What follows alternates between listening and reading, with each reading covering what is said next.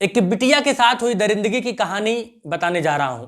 यह कहानी बताने की हिम्मत आप लोगों से नहीं हो रही है, लेकिन मेरी मजबूरी है कि इस कहानी को आप तक पहुंचाना ही पड़ेगा।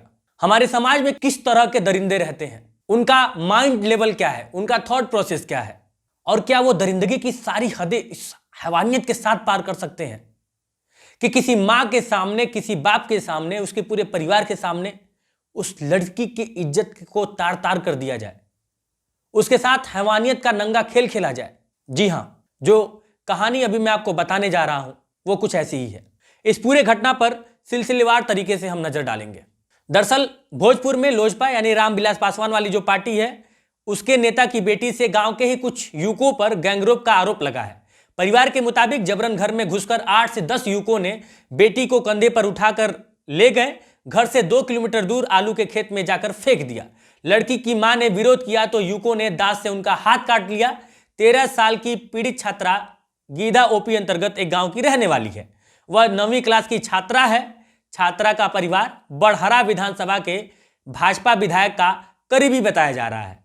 पिता लोजपा यानी कि रामविलास पासवान वाला जो लोजपा है के जिला स्तर के नेता हैं। इधर पीड़िता के पिता ने बताया कि वो घर से अपने बड़े बेटे के साथ गांव में ही शादी समारोह में शामिल होने के लिए गए थे। बच्ची अपनी मां और एक छोटे भाई के साथ घर में थी। इसी दौरान कुछ युवक जबरन घर में घुस गए। उन्होंने बताया कि बदमाशों ने मेरी पत्नी से मारपीट शुरू कर दी और उसके बाद कहा कि तुम लोगों की सरकार आ गई है, फिर भी हम लोगों का कोई भी कुछ नहीं कर सकता है। इतना कहते ही कमरे में अपने छोटे भाई के साथ पढ़ाई कर रही बेटी को कंधे पर बदमाश उठाकर घर से 2 किलोमीटर की दूर एक आलू के खेत में लेके चले गए। इसके बाद पत्नी ने इसकी जानकारी फोन कर पिता को दी। घटना की सूचना मिलने के बाद बेटी को गांव में काफी जगह खोजा गया, लेकिन कुछ पता नहीं चला। इसी दौरान उठाकर ले गए बदमाशों में एक बदमाश चिल्लाकर बोला कि तेरी बेटी यही है। उन्होंने कहा कि जब हम लोग खेत में गए तो उन लोगों ने मारपीट शुरू कर दी। उसके बाद मौके से सभी फरार हो गए। इस वारदात के बाद परिजन ने स्थानीय थाना पुलिस को सूचना दी। पुलिस मौके पर पहुंची और गंभीर हालत में बच्ची को इलाज के लिए आरा सदर अस्पताल लाया गया, जहां बच्ची का इलाज कराया जा रहा है। सदर अस्पताल के इमरजेंसी वार्ड में बच्ची का स्वाब एवं ब्लड सैंपल लिया गया। गीधा ओपी प्रभारी प्रिया शीला ने बताया कि घटना की सूचना मिलने के बाद पुलिस मौके पर पहुंची और मामले की छानबीन कर रही है। बच्ची का सैंपल लिया गया है। जांच रिपोर्ट आने के बाद ही कुछ बताना संभव होगा। परिवार वालों की तरफ से कुछ युवकों का नाम बताया गया है। उनकी गिरफ्तारी के लिए छापेमारी की जा रही है। पिता के बयान पर गांव के ही रहने वाले धीरज यादव को मुख्य आरोपी बनाते हुए चंदन यादव, विशाल यादव, प्रिंस यादव और रोहित समेत 5 पर नामजद एफआईआर कराई है। पुलिस ने सभी पर आईपीसी की धारा 363, 376, 27 आर्म्स एक्ट और पास्को एक्ट के तहत केस दर्ज किया गया है।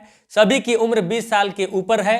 पिता ने गैंगरेप का आरोप लगाया है। इधर पीड़ित बच्ची का इलाज पुलिस कस्टडी में आरा सदर अस्पताल में किया जा रहा है। महिला डॉक्टर उसकी देखरेख कर रही हैं।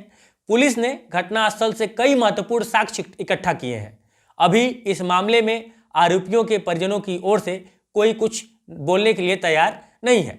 लेकिन जब यह पूरा मामला आप सुनते हैं, समझते हैं, तो आपके मन में क्या आता है?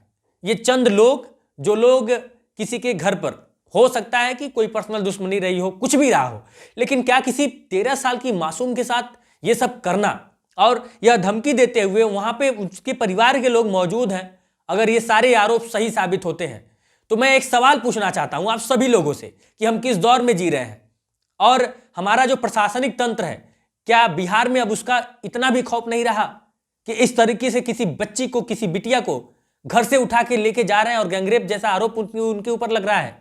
यानी कि कोई भी बेटी आज के डेट में, हमारे बिहार की कोई बेटी अपने घर में भी नहीं सुरक्षित है। किस दौर में हम लोग जी रहे हैं? एक तरफ उत्तर प्रदेश के अयोध्या में राम राज्य की दुहाई देते हुए इतना बड़ा भव्य मंदिर का निर्माण हो रहा है और दूसरी तरफ बिहार की एक बेटी के साथ, एक 13 साल की मासूम के साथ इस तरीके की दरिंदगी का मामला सामने आता है। क्या कहेंगे इस पे आप? किस तरह के लोगों के आसपास हम लोग जी रहे हैं? बताइएगा जरूर।